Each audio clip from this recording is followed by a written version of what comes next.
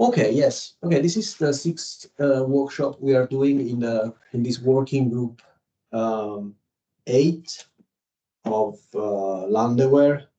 So the working group 8 is about IoT-based monitoring and warning, and this workshop is about real-time monitoring using IoT technologies. This is a joint workshop between Landaware Working Group 8 and also the EU project, TheHuT. The reason is because there are many partners that are both involved in these, in Landaware, in this working group, and also in the EU project, TheHuT. For these reasons, there is Michele Calvello, who is both the president of Landaware and also the coordinator of this EU project. First of all, a few slides about what is Landaware. Is an international network on landslide early warning systems. Is multidisciplinary.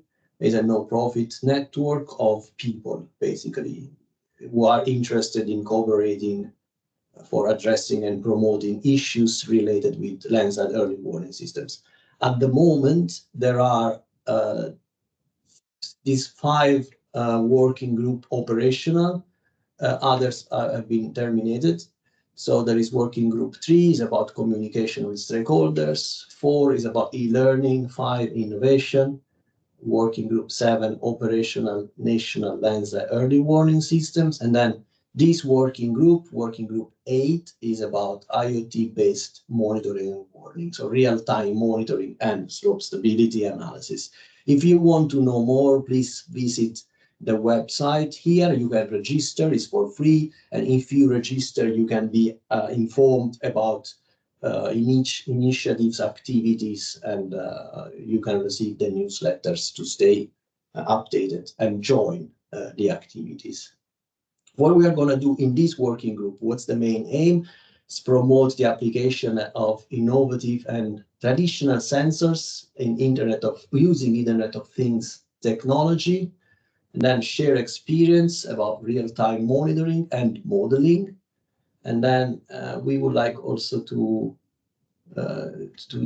show and to present case studies. And this workshop is going in actually in this direction. So just three bullet points that I want to summarize here. So what we are going to do and what we will do in the upcoming months is informing and sharing information about knowledge on IoT-based monitoring and warning among the partners of Landaware and the Working Group 8, being informed of what's going on about IoT-based monitoring and warning, case studies and initiatives. And then the last point is what we are working also together with TheHuT is creating a monitoring and warning catalog of sites of case studies that are providing real-time monitoring and or IoT-based warning too. And then we want to make this data set available, but not in real time. So it's to kind of create an encyclopedia of case studies that are using IoT technologies and for several purposes and make this data available. We are planning to do that perhaps using TheHuT. Let's see. So if you want to be part of this, please go on the Landaware website, subscribe, and then you will be updated and involved in this project too. This is the agenda for today. I already have taken too much time. Then there is Flavio Alexander Azusa Belis and Francis Nieto. So the first is from the UPC, University Politecnica Catalunya, and then the second is Arantec. They're going to make a joint presentation. Then there is Minu Abram from NGI, she's here, and then Marius Angelopoulos from British Geological Survey. Before that, as I said, this is a joint workshop between Landaware Working Group 8 and TheHuT. To tell you what is TheHuT, there is Michele Calvello. Please, you can unmute yourself and say few words about TheHuT EU project. Thank you, Luca. I'll be brief, and I excuse myself in advance because soon after this very, very brief presentation, I have to leave because indeed I have another meeting at the same time. They are waiting for me also there. So as Luca was mentioning, TheHuT is, and many of you are in the project. You know it if you are in, you don't know it maybe if you are not in the project. It's a cooperative project funded by Horizon Europe. We have a consortium of 26 partners. You can see the website here. TheHuT stands for the Human Technology Nexus. And the other subtitle is Building a Safe Haven to Cope with Climate Extremes. In the project, it has a duration of 4 years. We started in October 2022, so we still have 2.5 years to go. We are not only focusing on landslides. Landslides are one of the many so-called climate extremes. We are using the jargon that is used by the European Commission. And we will focus on all of them at once, trying to promote best sets of tools, risk management tools and approaches that maybe already are working for some of these risks and then can be transferred to others. So our approach in the idea, you can see here a slide where there is a picture that comes from the proposal. Now we have new way of formalizing the visuals for that. But anyway, the idea is to have transdisciplinary work. Of course, we are doing something in that project with some of the people that are part of the landslide risk community, not only landslide early warning systems. And I can say that some of the case studies are, and what you will be seeing today, comes from partners of the project. Next slide, please. Thank you, Luca. The arena where we play, where we are testing solutions, where we are developing solutions, is 10 demonstrators scattered around Europe. We go from, where I come from, southern Italy, demonstrator number 3, Latari Mountains, to Iceland. I see somebody from that demonstrator today connected, and also others. In relation to landslides, the main sites, locations, and people indeed are, as in Salerno, the people from Iceland. We have Dorset in UK. We have Bern in Switzerland, and we also have, and they will talk today, people from UPC and from Adantec dealing with landslide risk and flood risk in the Pyrenees Mountains. Next and final slide, the new visuals for the 6 climate events are those. So like landslides, you can see they are there in green, landslides, debris flows, all included. And then the idea is, again, to have mixed transdisciplinary work within the project. Today, this seminar, I thank you, Luca, for that, for this initiative, will be something that is definitely framed within LANDAWARE, but also in TheHuT, the work package that is dealing with these activities is the work package called Science and Technology, where we have a specific monitoring and modeling tasks. So thank you, Luca, for the initiative, and I'm very sorry I cannot stay connected today. So please excuse me for that. Anyway, there is the recording, so I will listen to you. Yeah, thank you, Michele. This is what I was saying. You can watch the recordings afterwards. But thank you very much for this for describing the TheHuT project. So this is the agenda for today. I think we have done with the introduction and by Michele, and then we can start. So we can start with these 3 presentations of roughly circa 20 minutes each, and then we can have a discussion and questions, curiosities. And in the discussion, you can also tell me if you are interested in kind of share your data or your monitoring case study if you have one. Okay, Alex, please unmute yourself, share your screen, and okay. This virtual floor is yours.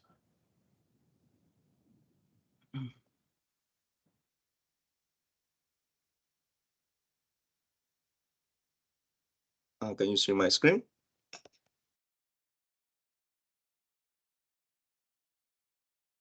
Can you see my screen, right?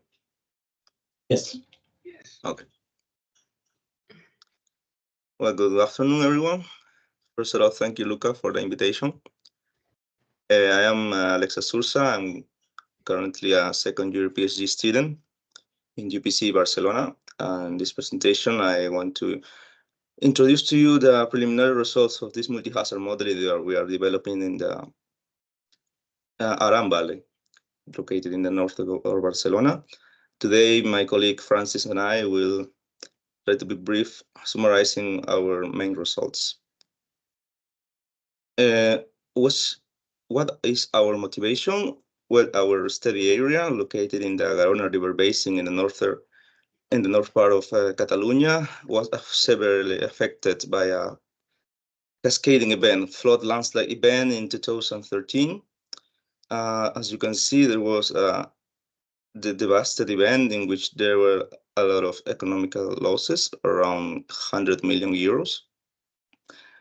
Which is particular in this event was the snow melting contribution was really important to make the disaster even worse.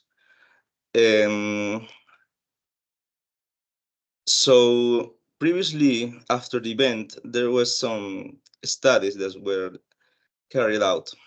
All of them were focused in different fields, in the hydrological component, geomorphological analysis, landslide model, climate change scenarios, but any of them tried to integrate all of this in one study, which is our main objective in our demonstrator. It's developed a prototype early warning system by performing a multi-hazard modeling. Specifically, we want to propose a fast and reliable couple model, and also in parallel develop a data portal to share all the information which the model is providing in a real time. So our general workflow have two main components. The first, in which UPC is more involved with the modeling, and the second company is more in charge of Arantech, the monitoring. In the modeling, we are working in a period of time of 10 years from 2010 to 2020, mostly working with the precipitation and temperature. So we are considering in the multi-hazard modeling four main components, or three main components: the snow, the hydrology, and the landslides, considering the initiation areas and the runout areas. In the monitoring component, we're working with more variables and real-time monitoring of precipitation, temperature, discharge, and also soil moisture. So we are trying in the end to build a data portal website in which we will share all this information, in where all the multi-hazard warnings will be shared, and which in combination with exposure data, we are trying to provide an impact-based early warning system in the end. So we go in deep with the couple modeling component. We're working in three main models. As I mentioned, the event in the Aran Valley was very impacted by the snow melting, so we had to consider a snow model. The snow model that we decided to use is the Snow 17, a model developed in the US, which basically need only temperature and precipitation data. So based on a temperature threshold, we can differentiate the precipitation into components in snow and in rainfall. So the model internally model the snowpack contribution, considering the snow water equivalent in the snow melt. So the main output of this snow model is the combination of rain plus melt, which later on is used as a main input for the hydrological model, CREST, which is also developed in US. And this hydrological model performs all the hydrological cycle in basically three reservoirs, one which simulate a soil layer, and two other ones,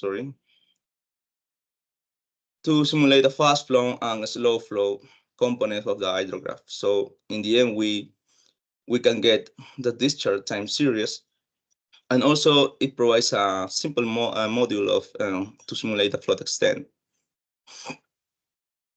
So the main output of the hydrological model then is used in the landslide model. These outputs, the more important one are the infiltration and soil moisture, which later, based on the infinity slope theory, we can calculate the probability of failure map, the initiation areas, landslide initiation areas in our study area. So these preliminary results, we check first the snow modeling. We actually now can identify and see which is the temporal and spatial variation of the snow. In this case, I'm presenting here the snow melt component from the Snow 17 model.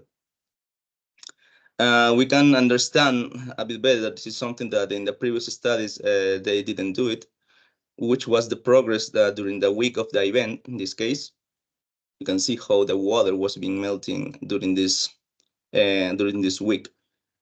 And how we validate these results? Well, we have some stations and we have data of the snow water equivalent. So specifically for this station and for this period in 2012, in the hydrological year of 2012 and 2013 in the Bonnet station, you can see that the model is actually representing very well the pattern, the time pattern.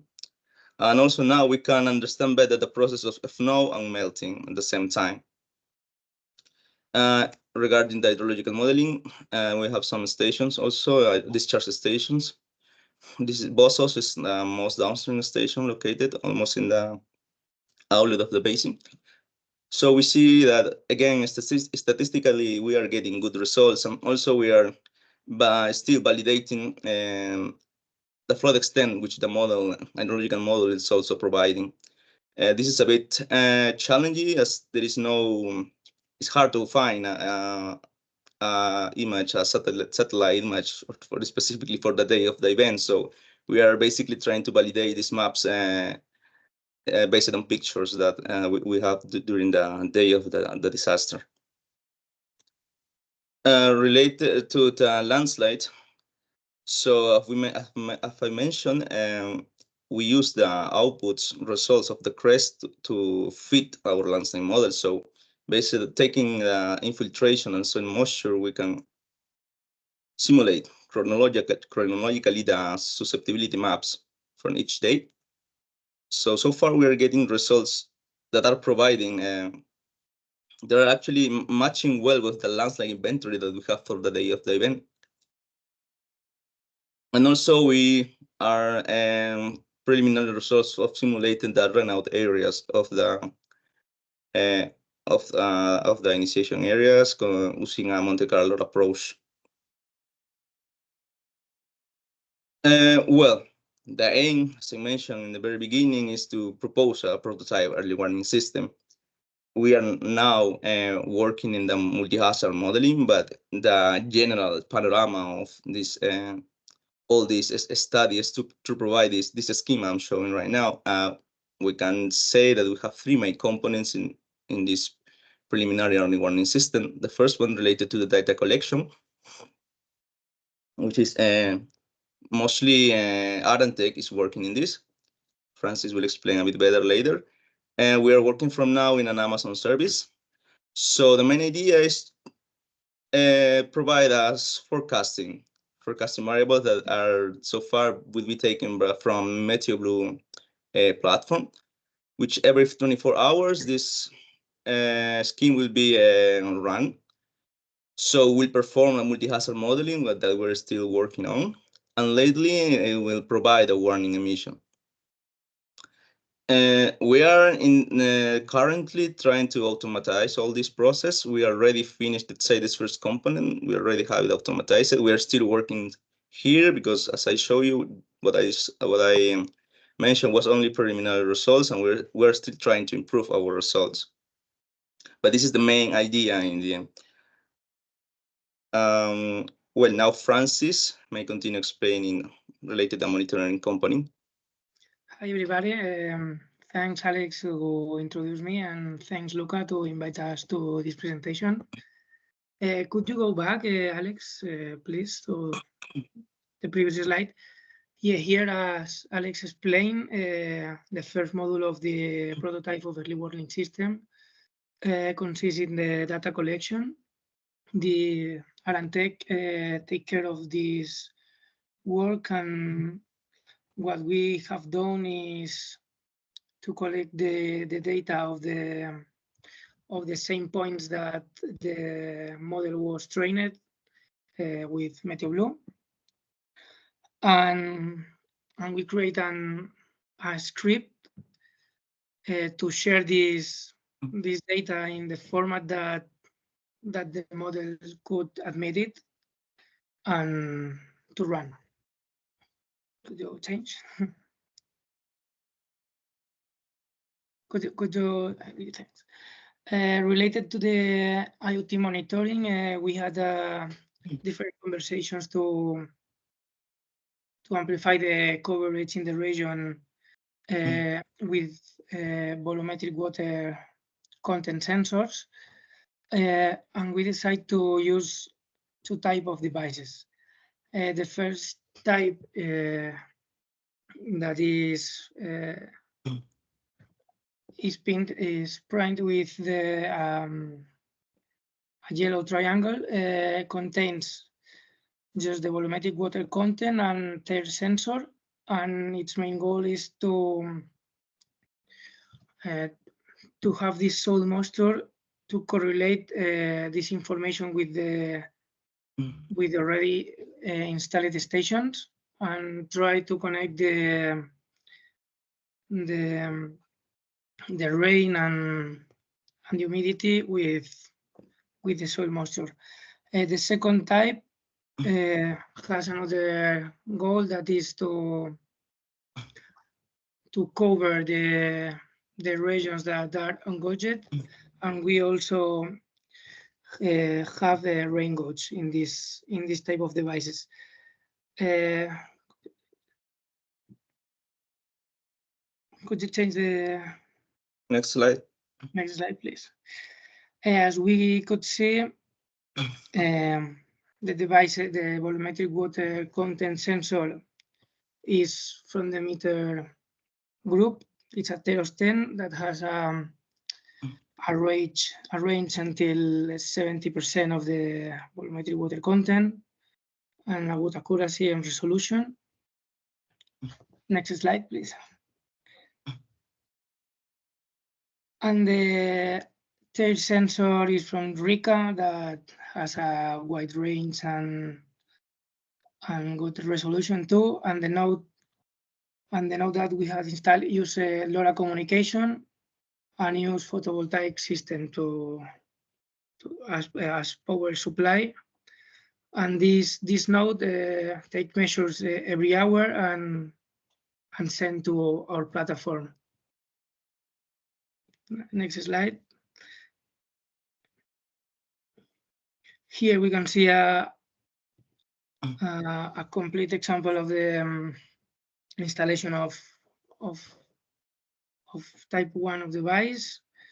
We must to make a little hole in the soil and put the volumetric water content, and we try to use existing installations to install the node and the tier sensor. Could you next slide, please?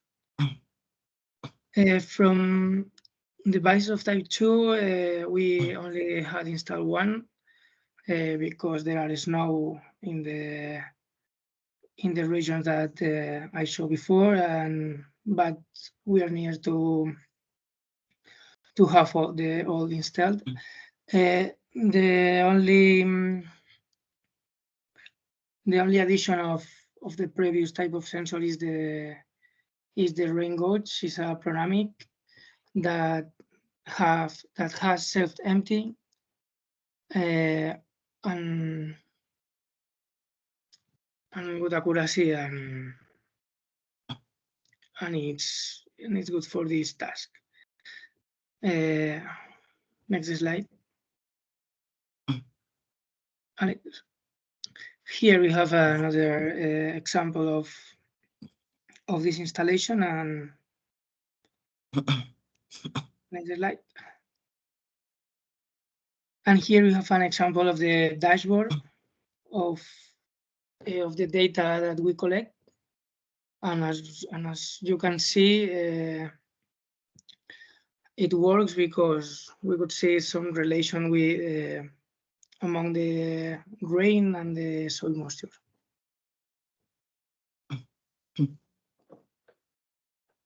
Next. Next, yeah. Okay. Well, this is basically all we wanted to share so far. We can say that in terms of the modeling component, we were able to build a fast and reliable model. It takes around 5 seconds to run these first components of the snow hydrological in last initiation. The statistical performance was proof that it's good enough. And well, now, as I mentioned, also we are trying to implement an hourly time step model, because so far we were working in a daily time step, and to improve the process automation of the prototype early warning system.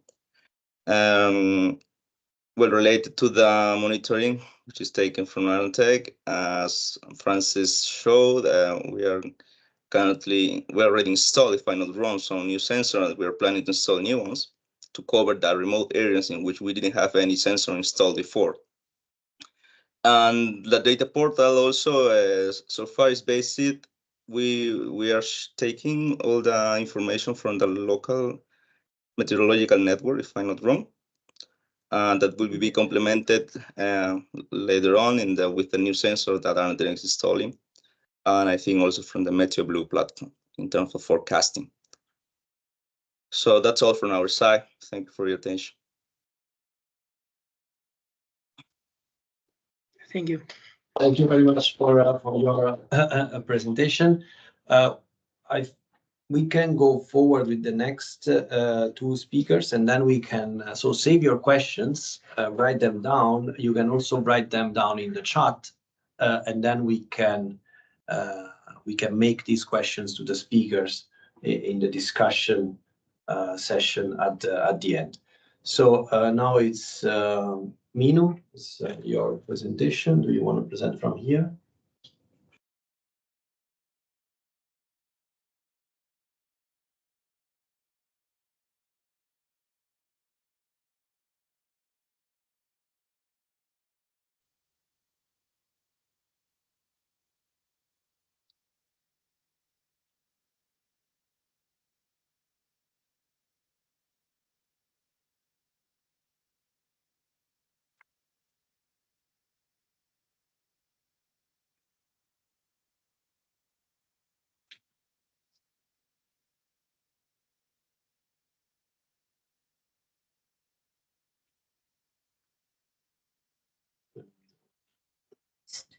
No,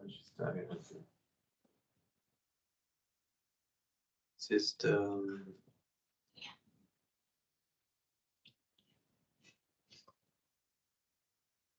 Yeah. Okay, so hello everyone. First of all, thank you, Luca, for this opportunity. So myself, Minu. I work at NGI in the Instrumentation and Live Monitoring Division. So here I would like to present a completed case study on operational landslide forecasting on a local scale, and a preliminary results of what we are planning to do on a regional scale. So let us just recap a bit on the early warning system definition. I know that the group is very informed, so just a fast recap. So when we say early warning system, we talk about a device, system, or set of capacities that generates and disseminates timely and meaningful information. And when we talk about landslide early warning system, this is an early warning system that is devoted to landslides. So coming to the components of early warning system, we have narrowed it down to the setting, modeling, warning, and response. If we look the components in detail, so in the setting, we define the type of landslide and the choice about the monitoring instrumentation and the strategy that we have to choose. And then in the warning model, we have both modeling and warning, and then we have to plan the response. So this entire setup constitutes an LEWS. But here we are going to talk about monitoring, modeling, forecasting, and warning. That is the major part of the warning model of an LAWS. So we are not talking about the complete LAWS, but mostly on the warning model and the forecasting scheme that we plan to implement. So this is a local scale case study that we had in Norway.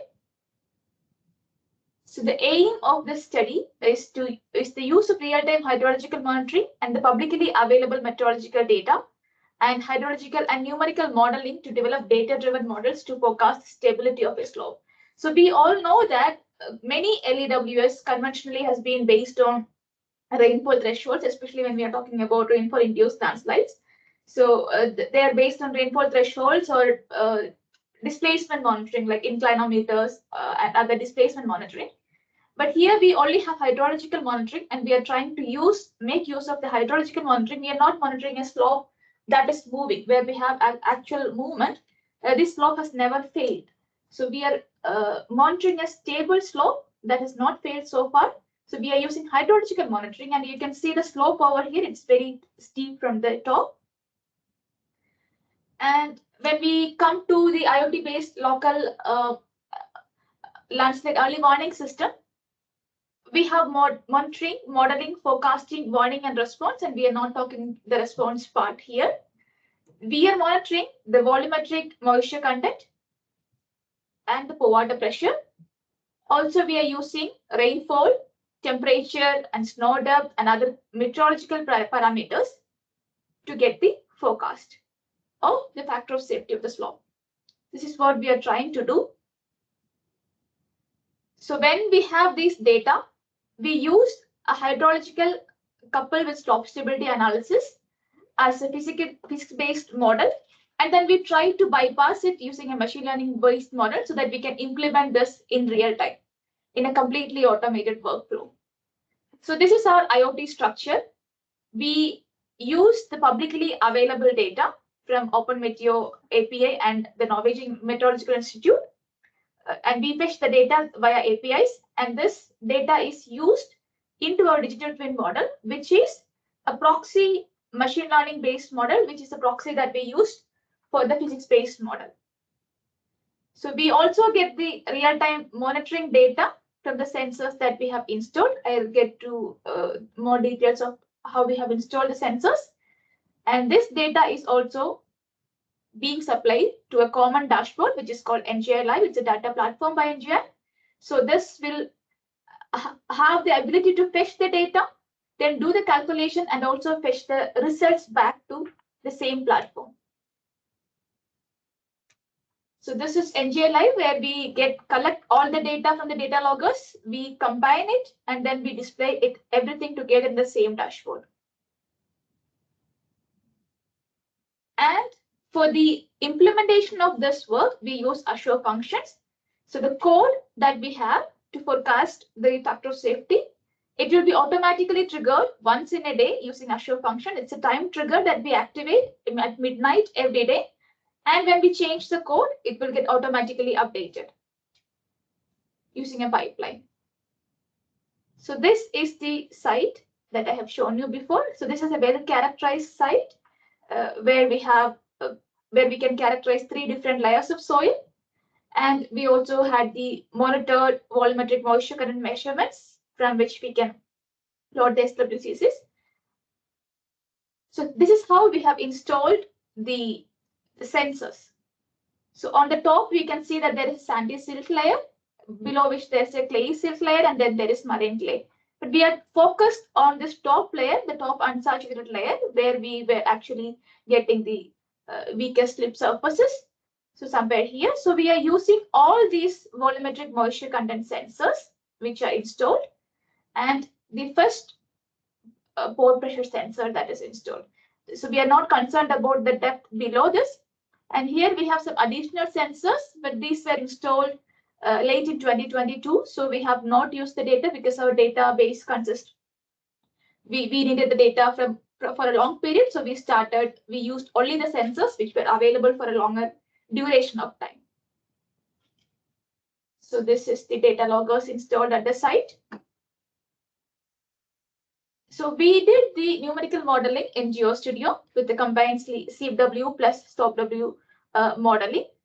We did this modeling for different 5-year data, different 1-year data sets, 5 different 1-year data sets. So we have modeled all the 3 layers, and we had the monitoring data, the real-time monitoring data for quality control. So we used the monitoring data for back analysis. So this validation was carried out using Taylor's diagram, where we measured the correlation coefficient, the normalized standard deviation, and the mean square difference. And then we used the Taylor's diagram to find the optimum model that represents closely to the real world scenario. So once we have calibrated the model, we have also done a sensitivity analysis to find the best fit model. So this model now has the monitoring data, and the factor of safety outputs, along with the rainfall and temperature data.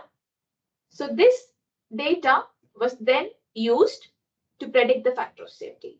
So the dependent variable here are the monitoring data, the volumetric moisture content, and the pore water pressure, and the independent variable that we are trying to predict is the factor of safety. You can see that the critical slip surfaces are along here, and it varies with time, but it's almost within the first top 6 meters. And the factor of safety also varies with time. If you see the different data sets that we have 5 different 1-year data sets, one for 2019-2020. The date starts from June 1st. So June to June, 1-year data sets. So if you can see, there is a trend of factor of safety depending upon the seasons. And we have used these parameters, the precipitation, which is rainfall plus snowfall, then the air temperature, solar radiation, relative humidity, wind speed, snow depth, and the albedo values. And for vegetation, we have used leaf area index, root depth, and vegetation height. So we also have the 2 future scenarios for which the rainfall data was available from the Norwegian Climate Service. Then it's very difficult to implement the GeoStudio itself within the automated real-time warning system. So that's why we wanted to use a simpler model that runs quite fast. So we tried to bypass this using a machine learning model. So we divided the data set into 3 different groups, where we use 4 of the data sets, 4-year data sets to train the model, and we use 1 for the validation. So we prepared 3 different sets, and we used different machine learning approaches, starting from the basic linear regression to advanced models like Bayesian-Ridge and MLP and random forest. And we have used all the 6 volumetric moisture content, the pore water pressure, the air temperature, and the leaf area index as the features to predict the factor of safety value. So here we started with other variables also. We did minor sensitivity analysis, and we ended up choosing these as the important features to predict factor of safety. So these are the results for the 3 different data sets that we have. So we decided to choose polynomial regression and random forest. Polynomial regression was performing better with the group 3, and random forest with group 1.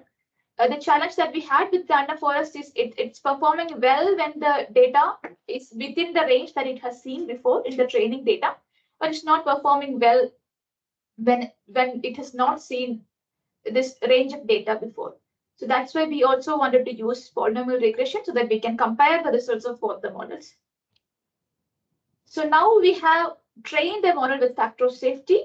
We know the features, and we can get the forecasted meteorological data, the temperature, and leaf area index is used as a rectangular function for which we have values when there are leaves, and then when there is no leaves, the value is 0. And still we need to predict the factor of safety. We have the forecasted temperature value, but we don't have the forecasted value for the volumetric moisture content and the pore water pressure. So this was tricky. So we had to forecast these variables.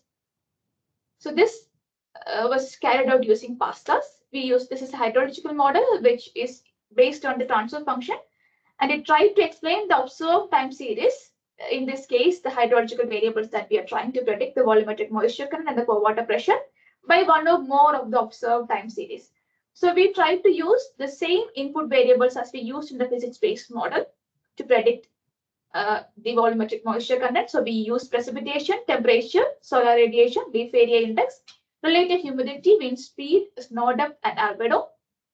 We did not use the vegetation height and root depth, which were constant in the physics-based model. So everything that was variable in the physics-based model was used here again to predict the forecasted values of the volumetric moisture content and pore water pressure. So these are the results of FASTAs for one particular day.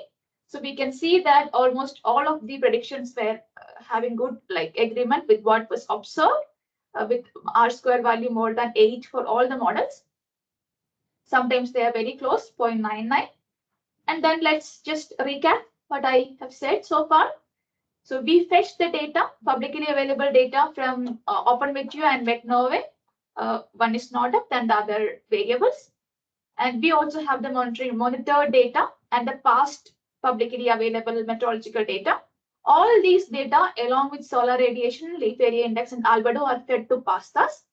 Now this will forecast the 3-day volumetric moisture content and pore water pressure. And this, along with the leaf area index and air temperature, will be used to predict the factor of safety using the pre-trained data-driven models. So this is the workflow. And here we can see the final product. It's available in the dashboard.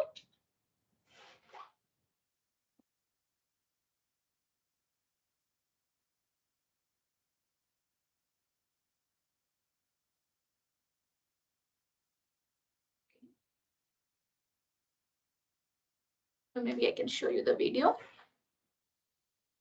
The video is a bit. So this is the dashboard. You can see the site, the location of sensors, and the cross section, and the predicted values for each day.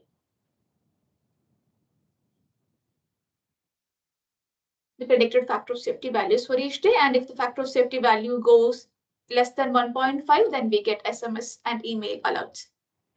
So this is how we have defined. And this is how where you see the standardized volumetric moisture content and also the time series plots for the predicted factor of safety values. And here you plot this along with what was observed, so you can have an immediate quality control. If the values are far away from what you have been observing, so then there is something wrong, so you have to check the model.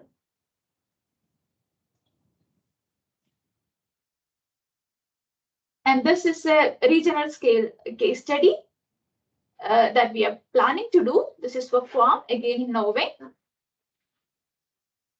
So if you look at this site, this is located in the inland county of Norway. And this is a site where we had major landslide events in 2008, 11, and 13. And we have the pre and post topographical maps, the DEMs, for 2011 and 13 events.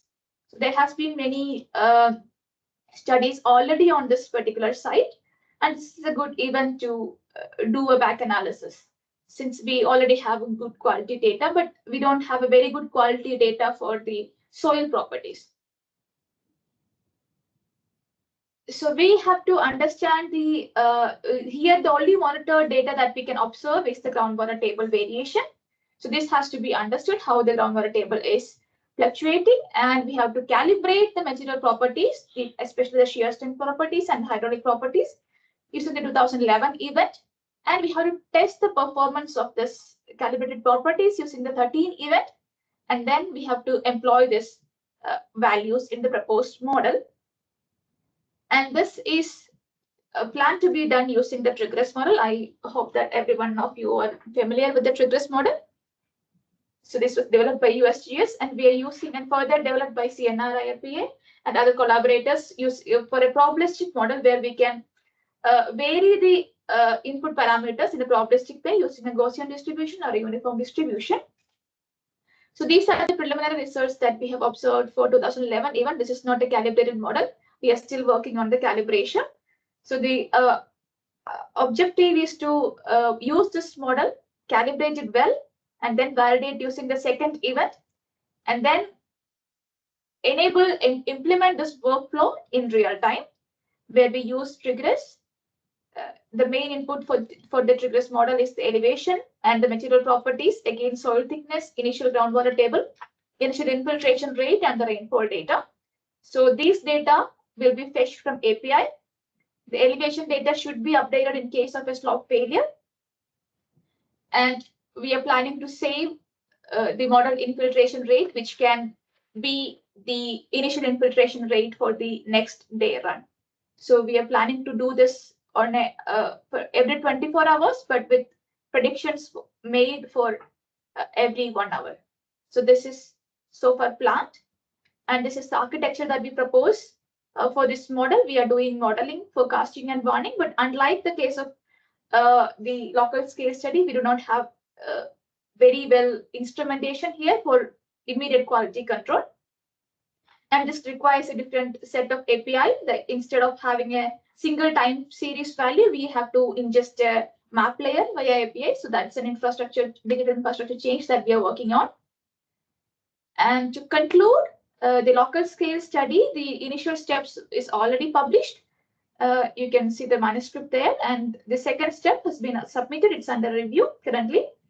So this is an approach to define IoT-based digital twin and to start the local LAWS, the basic components of LAWS. And it also shows the importance of how to calculate and validate a model using hydrological condition, and how can we use hydrological conditions to forecast the factor of safety. And this is very easy to adopt and implement in other slopes. And we have successfully automated the entire procedure considering both climatic meteorological parameters and the monitored data. And the regional scale, this is an attempt to automate a physics-based model in real time, because in the previous case, we have used a proxy machine learning-based model, but we are trying to automate a completely physics-based model for real-time forecasting. And we still have to calibrate the shear and hydraulic parameters based on the past observations. And this should be completely run within the cloud service.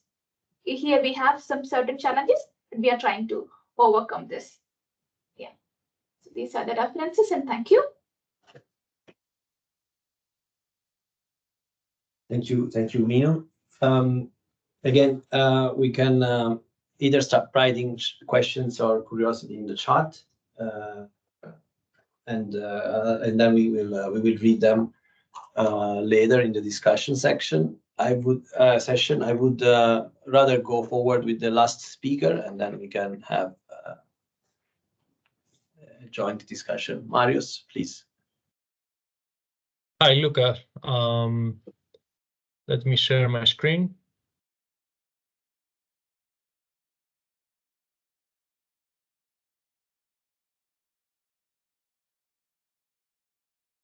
So good afternoon, Luca. Good afternoon, everyone. Many thanks for the invitation. I'm Marios Angelopoulos. I'm a professor of network and sensing systems at Bournemouth University. However, in the context of the TheHuT project, I am part of the BGS team, in the sense that I'm subcontracting, providing support with the IoT engineering aspects of our work. So today I will speak about key underpinning technologies for developing IoT systems. And I will also present very briefly our work in deploying such systems in the area of Dorset in the UK, and multiple instances, iterations over the years. And by doing so, I will provide hopefully insights on how the design, the development of the system matures over time. So I will begin with IoT technologies. I reckon that given the focus of this working group, many of you will already be familiar with. So hopefully my presentation will help provide some new context depending on your background. So firstly, during my collaboration with the BGS in this interdisciplinary topic, I realized that there is a perhaps disambiguity and ambiguity regarding the term of Internet of Things. What is IoT? The formal definition, as taken from the Oxford Learners Dictionaries, is a paradigm, a networking computing paradigm that provisions the connection of devices within everyday objects via the internet, enabling them to share data. So one may ask themselves that, okay, this is about machines generating and exchanging data. What is so special about it? So the key defining or differentiating characteristics of an IoT system and IoT devices are firstly the small physical form factor of the device. We're considering highly embedded systems that can either be integrated in the context of objects or broader artifacts or standalone IoT devices. The second characteristic is that we're considering them to be low cost, therefore being easy to provision, deploy, and operate. Secondly, they are ultra low power devices and systems, typically battery operated, and they can run over extended periods of time operating on batteries, and they, in order to do so, in order to have an extended lifetime, they operate at low duty cycles, operating autonomously. And all these combined, they allow the easy and unmasked deployment of such devices over an area of interest in the scope of what we're discussing today in order to monitor the natural environment. Now, these characteristics clearly differentiate such systems from typical computing systems and dictate the use of specialized technologies. So in the following, I will discuss about ultra low power microcontrollers, low powered wide area network communication technologies, and specialized cloud services. So I will begin from the hardware, the sensors. In general, a sensor is an electronic device that interacts with signals or captures signals from the ambient environment and are able to generate corresponding data. Such devices, sensors, can be grouped in two categories: passive sensors that detect signals without the need for dedicated power supply.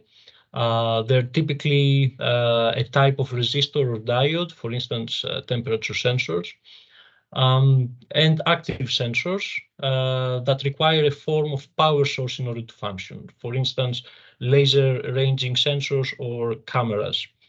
IoT sensors function through physical contact, radiation, or electromagnetic fields. Typically, whereas this is not strictly speaking, IoT sensors are usually not graded for industrial or scientific use, and this also relates to them being low cost and widely available devices. So whereas we have sensing devices and artifacts that may be very elaborate and sophisticated and used in specialized environments such as production lines, factory floors, and so on. When we're provisioning the deployment of sensors in use cases such as monitoring the natural environment, we're usually dealing with sensors that are not scientifically or industrially graded. There is a plethora of modules available on the market of the self-components that initially were developed for at-home projects, aiming at hobbyists. But of course, as technology advances, these are becoming more and more sophisticated.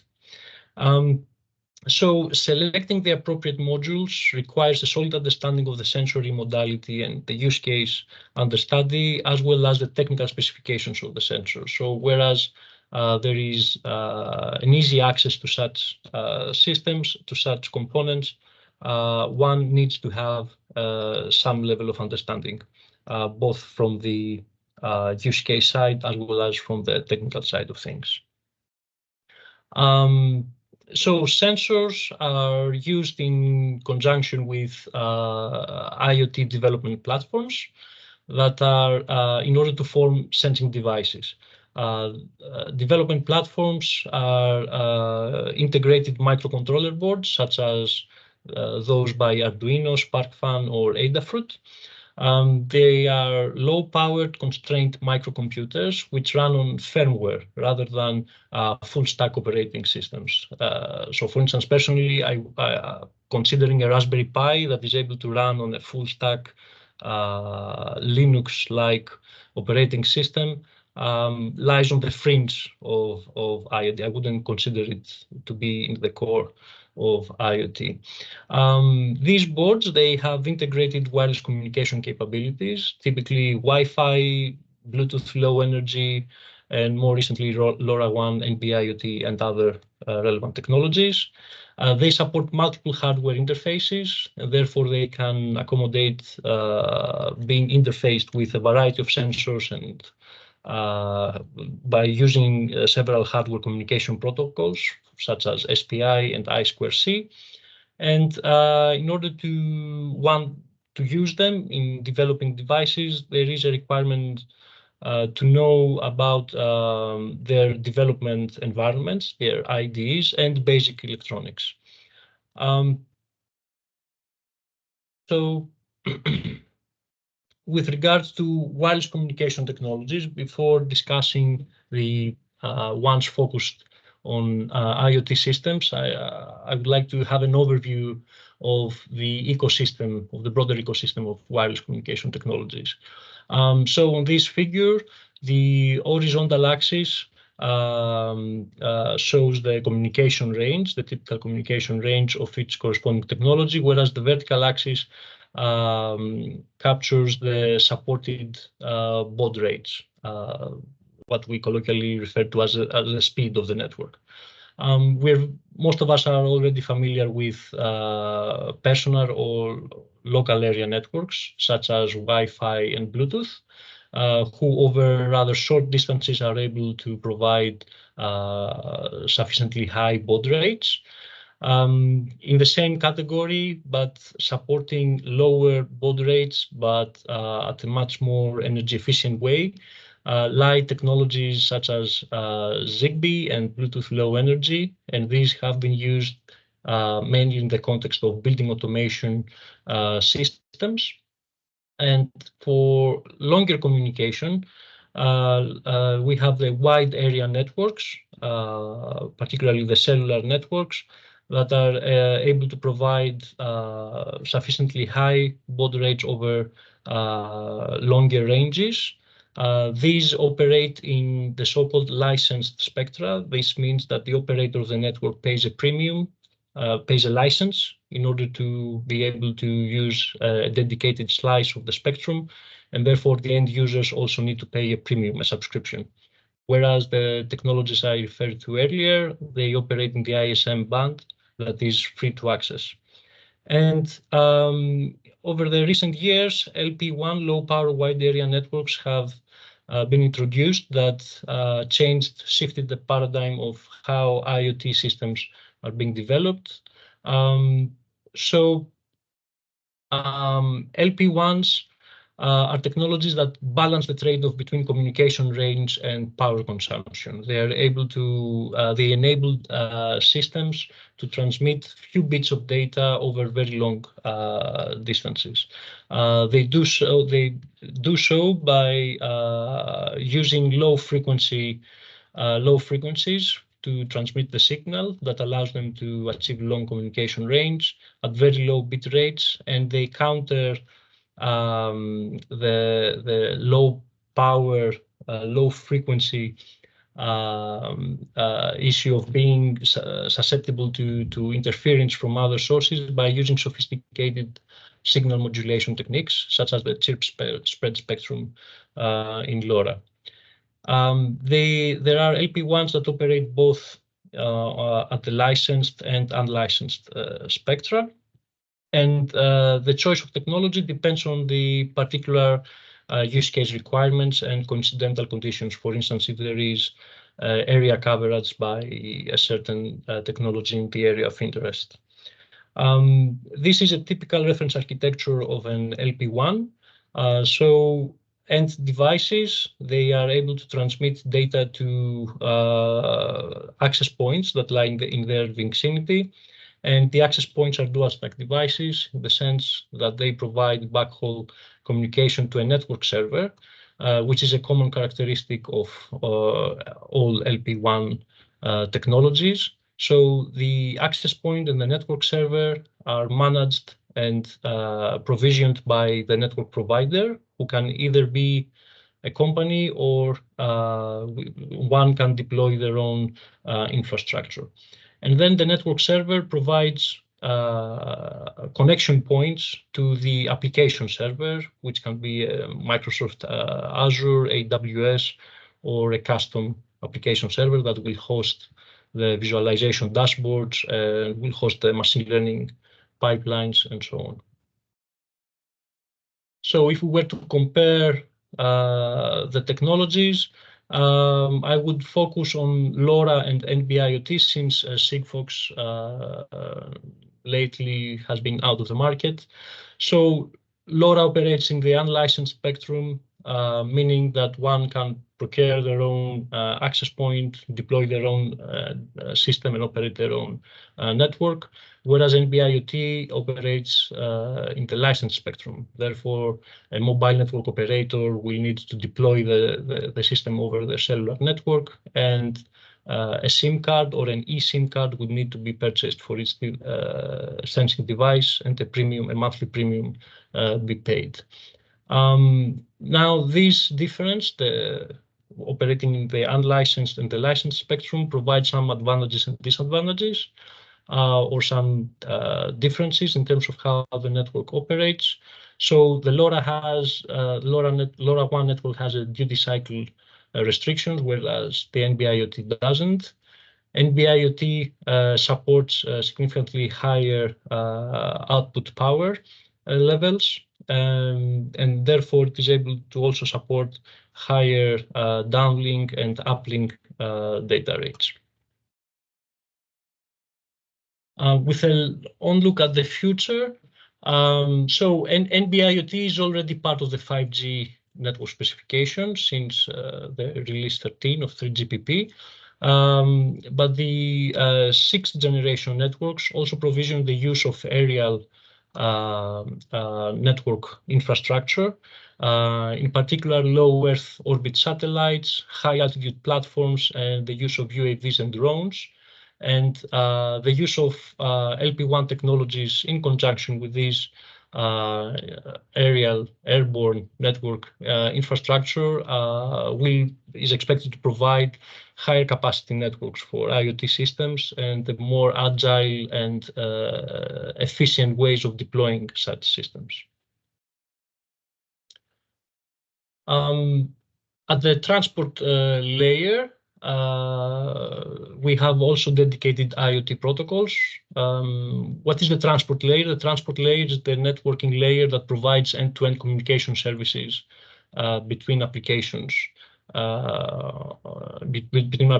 So it provides services in order to control the flow of data among end-to-end, between two ends, multiplexing and error detection. And the most common one used in the context of IoT is the message queue telemetry transport, MQTT or MQT, which is a publish subscribe lightweight messaging protocol, where the sensors generate data and annotate the data based on some topics that they publish. And then the MQTT broker deals with pushing the corresponding data to subscribers who have subscribed to the same topics.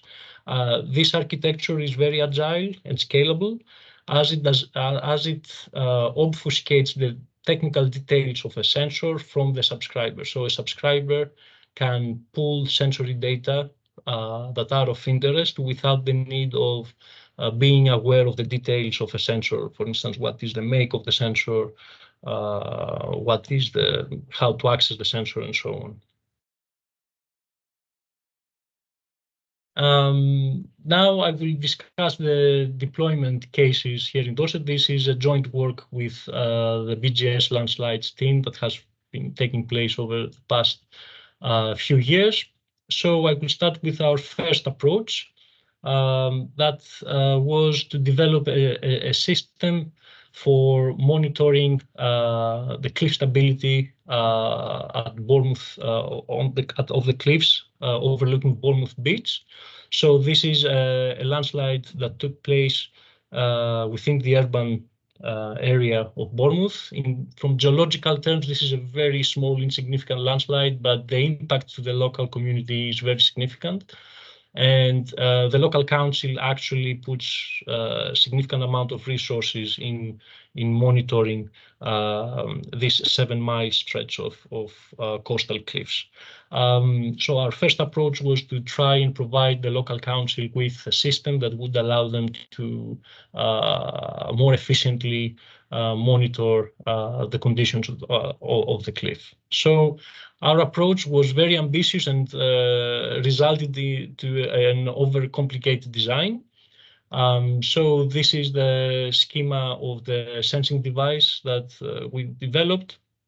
At the core lies a SparkFun IoT development platform that was interfaced with a GPS RTK2 board with the hope of being able to very accurately monitor the exact deployment position of the device. And it was also interfaced with a geophone over 2 amplifiers. So the idea was that the geophone would capture some activity taking place on the cliff, and it would wake up the device on demand, and then the device would very quickly sample the exact location, its exact location, and hopefully capture any soil displacement. So the LP1 considered was Sigfox because at the time the Bournemouth Local Council was deploying a Sigfox network in the area. And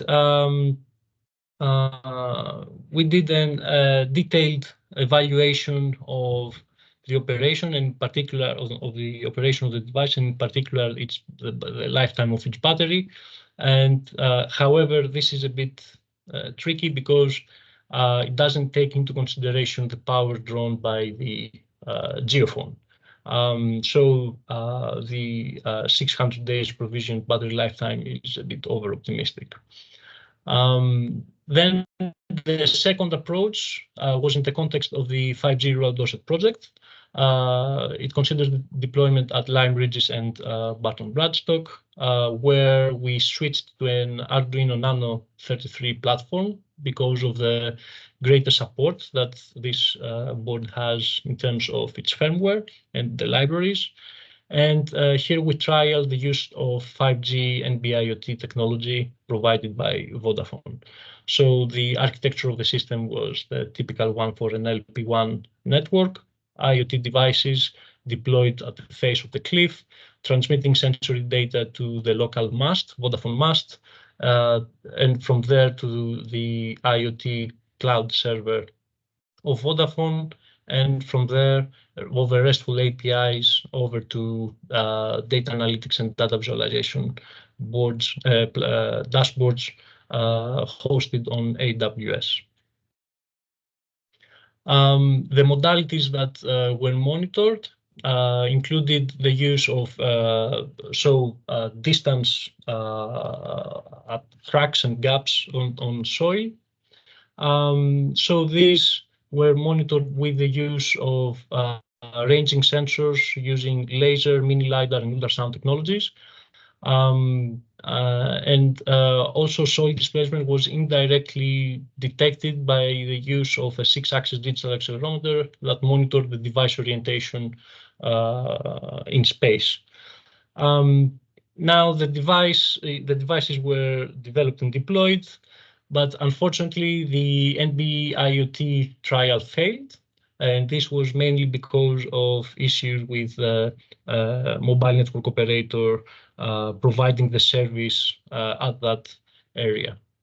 However, lessons were learned with regard to the design of the devices. So in a new use case at West Bay in Bridport, we simply switched to a different technology, now from NB-IoT to LoRaWAN.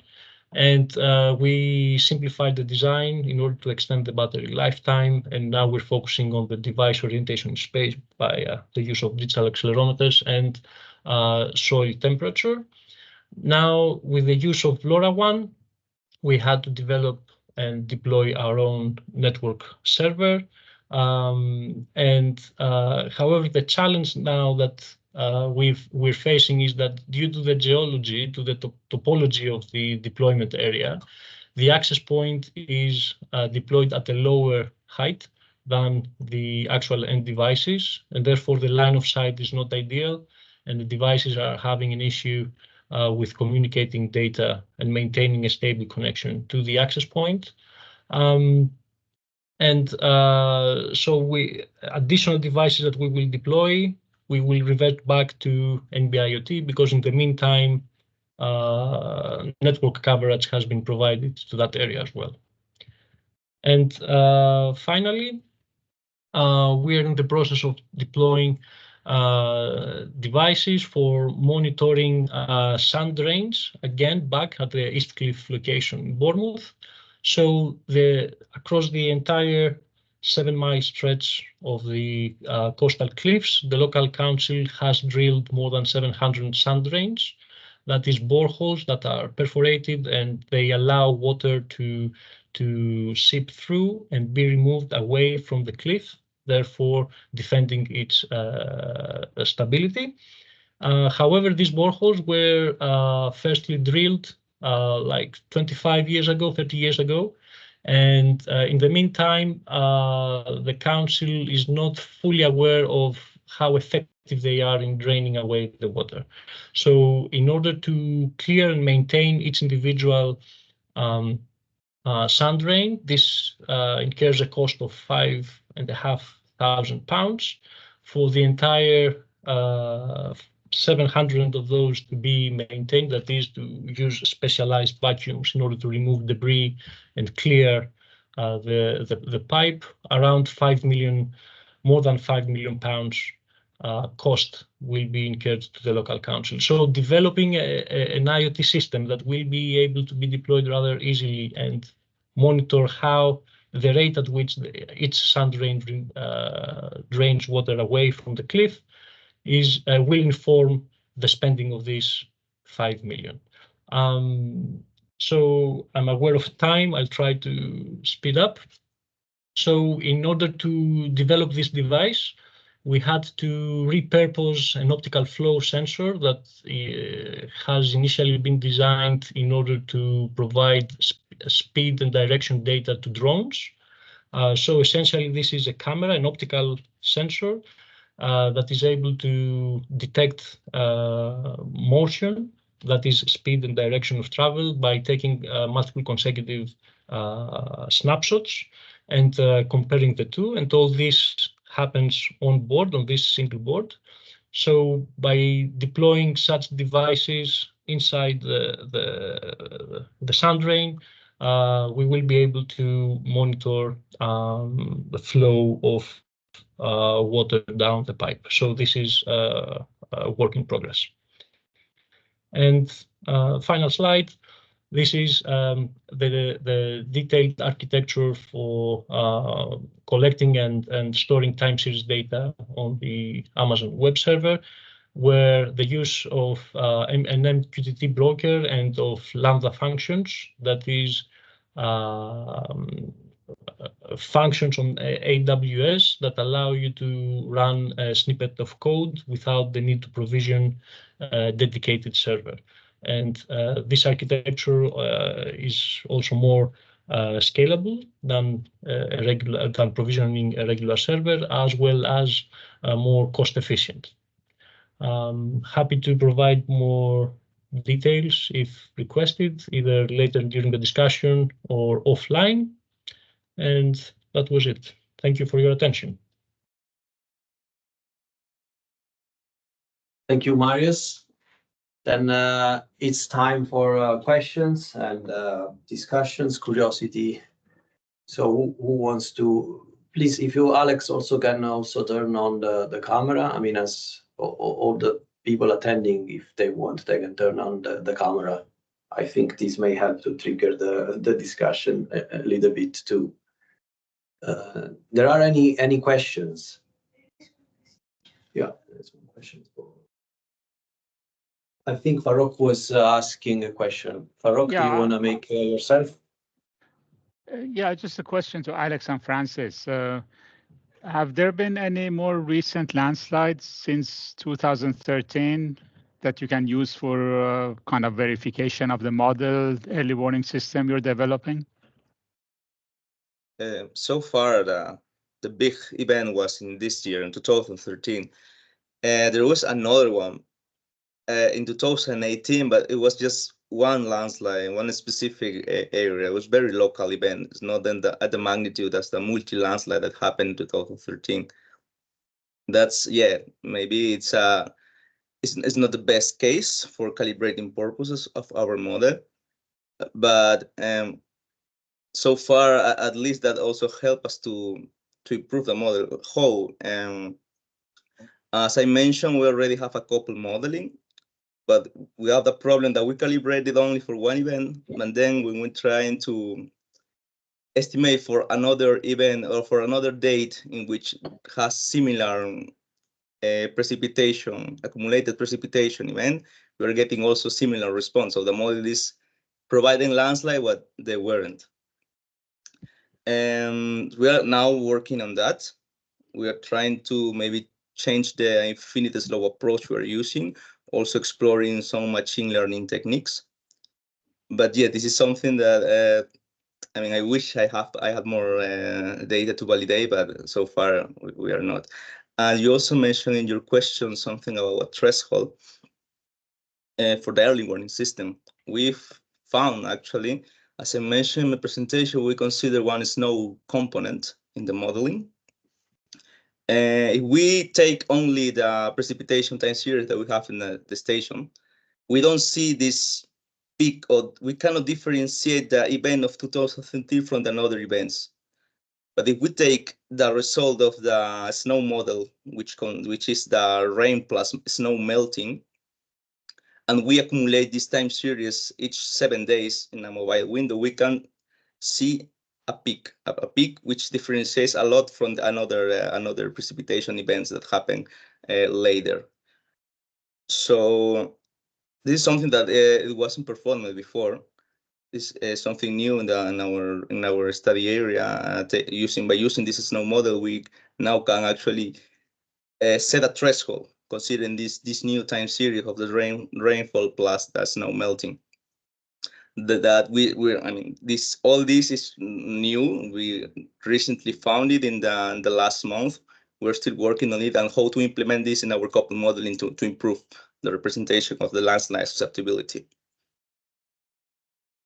Okay, and my other question is about the terminology you're using. You're using landslide susceptibility, but I mean, usually, when we look at the landslide hazard, the susceptibility factors refer to the static factors that are not changing, whereas the triggers refer to the dynamic factors like rainfall or earthquake trigger and so on. But it seems to me that the way you're using susceptibility is that when you're getting a lot of rain, then some areas become susceptible, while other things are not susceptible. So we have to be a little bit careful about, the terminology, not to get confused. So could you explain what you mean by susceptibility? I know what you mean there. Still, even for me in the beginning, was a bit confusing, which is susceptibility is the hazard or not. Let's say so far we are, when I refer susceptibility, I mean the initiation areas of landslides, at least from my understanding. If I want to talk about hazard, I should go further and talk about the runout process of these initiation landslide areas and which areas are actually affected. And that's what I understand so far about these both terminologies. Okay, we can have a discussion about that later on. Thank you. Yeah, sure. Other questions or curiosities? I do actually have for you, Alex, but we don't want to have an exam. Okay, but it's just a simple question: how you are using the monitoring sensors into your IoT?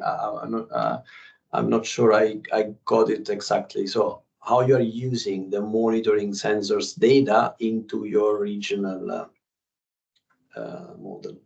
Mm-hmm. And one of the schemes I present was this prototype early warning system. The first component was related to data collection. So far, we are working with the automatic station from the local meteorological network. So they release near real-time data every day, hourly data. So far, we automatize the process of extraction the data from those sources to fit the model. This is still a work in progress. We so far have developed the codes, but we are for now only working with the local data, and also maybe Francis also can explain better this from the MeteoBlue platform for the forecasting. Forecasted data from 6 hours, 24 and 48 hours. That's what you meant, Luca? Or?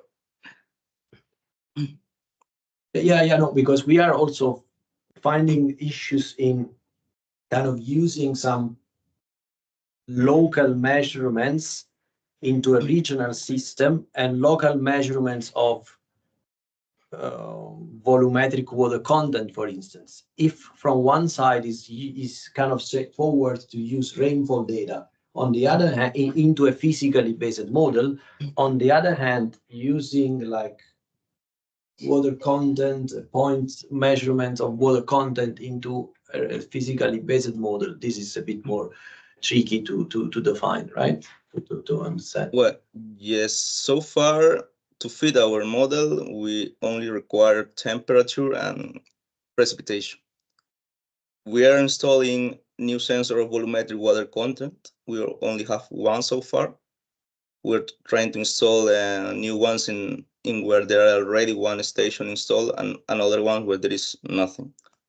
But the volumetric water content for us is more about validate our hydrological model. We are not using it as an input. Okay, thanks. Yeah, other questions?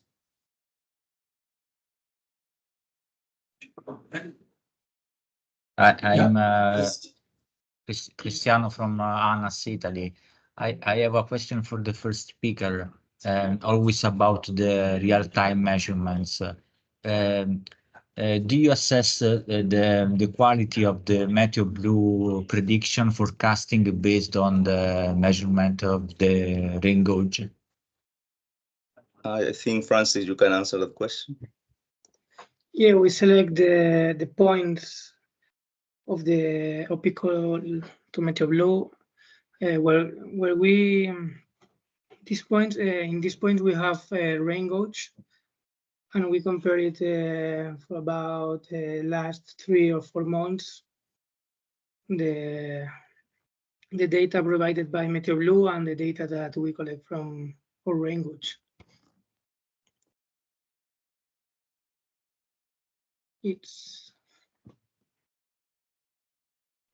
This is what you wanted to know, Cristiano, or you have a kind of following up question?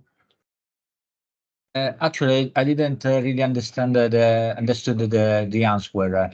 However, I try to repeat the question. If you use the rain gauge to validate the forecasting of MeteoBlue, I mean if you have a period of time sufficiently to do this, a number of events to do this, and in this case, if there is a coherence, a congruence between forecasting and real measurements. Yeah, we consider that yes, because we have hourly measurements from the last 4 months, and we compare the data collected by the rain gauge and the data provided by MeteoBlue forecast, and there are a lot of correlation. Maybe it's it differs a little bit in the measurement, but not in the tendons.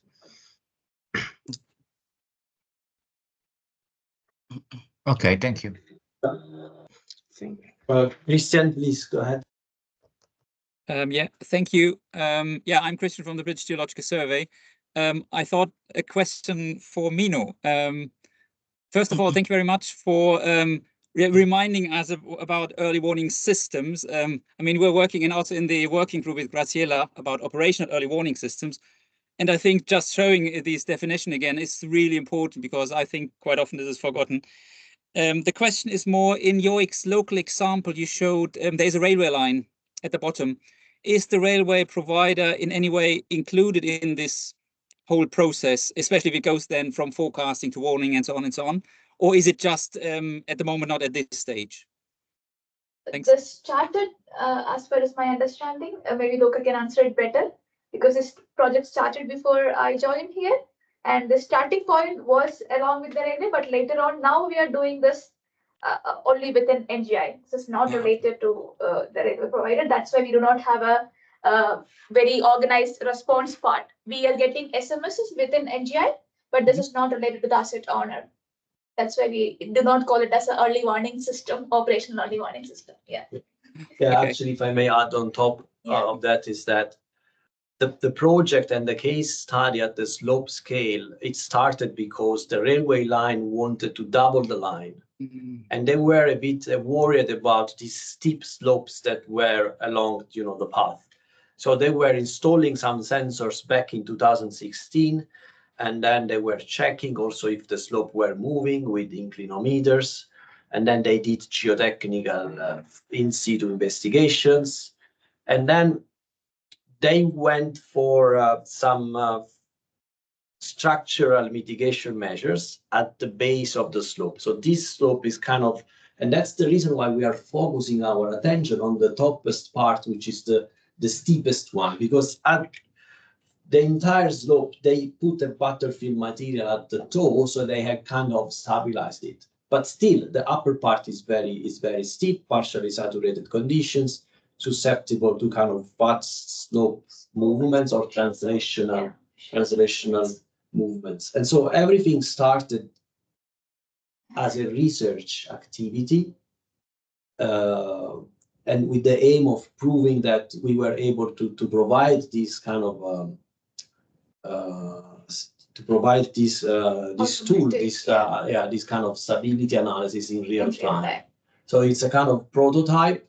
And at the moment, the warnings, so the messages, it's just internally. We receive these emails as soon as the factor of safety of one of the two machine learning regression models are going below 1.5, or when one of the hydrological variables monitored, like water content at 6 different depths or pore water pressure, are exceeding 1 in terms of standardized measurements, right? If they are exceeding 1, it means that they have never been so high in the past 1 year.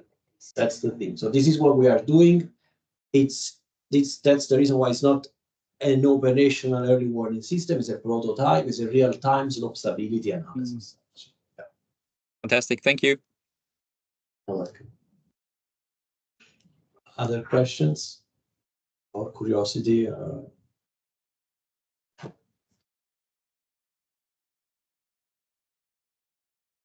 About anything? I actually do have another curiosity for Alex here. In the hydrological model you have used, is this like the infiltration equal to the rain, or is infiltration equal to rain minus evapotranspiration or something like that? Yes, I show a very simplified scheme of the hydrological model, but as you mentioned, there are losses by evapotranspiration. Also, the infiltration methodology is based on the variable infiltration curve, which is basically a potential or exponential formula which have 2 or 3 parameters, which are derived from some soil properties. Using this equation, split the water, which go as a runoff directly, and the remaining to infiltration, which fits the one main reservoir which represent the soil layer. Then there is another process to split this the water, the runoff, based on the hot saturated hydraulic conductivity from the Ortonian approach. If it's greater or less, it goes directly as a fast flow or as a slow flow. This is more or less the complete scheme. It's a very complete model. The CREST model is already used in the flood early warning system in US. We do a lot of research to choose which hydrological model is more suitable for us, because as you know, if we work as a physically based, usually it requires a lot of parameters, which we don't have. It requires also a lot of computational cost that, okay, somehow we can try to buy a good computer and so, but so far we tested in the beginning, very beginning, before starting everything, this CREST model with another models. We found out that this is fast and require, in comparison with another one, less parameters. And well, so is this CREST model that has also this evapotranspiration? Is this one that you are using now, right? Yes. You actually you insert the evapotranspiration as an input also. Okay. So you can estimate it based on the temperature and get those. Okay, thanks. Other questions before closing, or curiosities or comments? Yeah, Christian, please. Just a quick one, Marius. Maybe you can explain us this better. When I worked with wireless sensor networks. Now everybody calls it IoT. Is it the same? Is it a mixture? Is it just another word? I mean, you showed the different things. I don't know. Could you maybe enlighten or tell us? Is it, what is the difference? Wireless sensor networks and IoT. Sure, Christian. I would say that wireless sensor networks was a paradigm where the devices were able to communicate with one another in close proximity, mainly. So it required to have multi-hop routing propagation of data towards a local base station. And from there, it would go to the outside world or to another computing system that is more powerful. Whereas in Internet of Things, the interconnection is more ubiquitous. It's for instance, in NB-IoT, the devices are able to communicate directly to the mast, the local mast of the mobile network operator, in the similar way to our smartphones. So the provisioning of the system is much simpler. Also, the technologies are more efficient now in terms of energy, more affordable. So the systems provisioned are at different scale and more easy to deploy, I would say. Fantastic, thanks. I have a follow-up actually about that, because when I saw the definition that Marius, you were proposing about IoT, it's nice. It's nice. It was nice to see from my side that you were focusing mostly on the kind of some characteristic of the instruments you install, right? They need to be low cost, they need to have this and that. From maybe a geotechnical point of view or a geotechnical, geophysical, geologist point of view, you may focus mostly on, like the definition is mostly kind of real time getting data and use this data in real time in a model to kind of have some information about something, right? In this case, since we are speaking about landslide, something about landslide. So it's this procedure of getting data, using the data in real time with a model, and then providing some output in a real time way. So it's more focused on the procedures, I would say, on the use of the technologies. But it was nice to see also kind of a definition focusing on the instruments, on the instrument itself. Actually, Luca, your comment is relevant, because even for IoT systems, the trend over the past few years is that they become increasingly data-centric. So having solved the fundamental problems of communication, particularly with introduction of LP1s like LoRaWAN and NB-IoT, now IoT devices are able to transmit, that is battery operated, highly constrained embedded devices are able to transmit data over very long distances for extended periods of time. So having solved that basic fundamental problem, now increasingly the systems are becoming more and more data-centric. And what I didn't mention was also the trend of deploying machine learning models natively on such devices, whether it is in order to increase the accuracy and precision of collected data. For instance, when we're dealing with digital accelerometers, the noise to signal ratio tends to be really high. So we may have machine learning models running natively on the device in order to improve the quality of the collected data. So that dealing with the data is definitely part of the equation here. But for instance, a contradiction would be if we have a Raspberry Pi that, in order to operate for 2 weeks, needs to be powered by a car battery. I wouldn't regard this as an IoT system in the sense that it violates the ubiquity and the pervasiveness that the paradigm provisions. So if we were to deploy 700 such devices, would we need 700 car batteries and just to run for a couple of weeks? You see, that's where I believe the differentiating factor comes in. Yeah, I think it's a good point of view and clarification about these things. Other comments or questions from you others?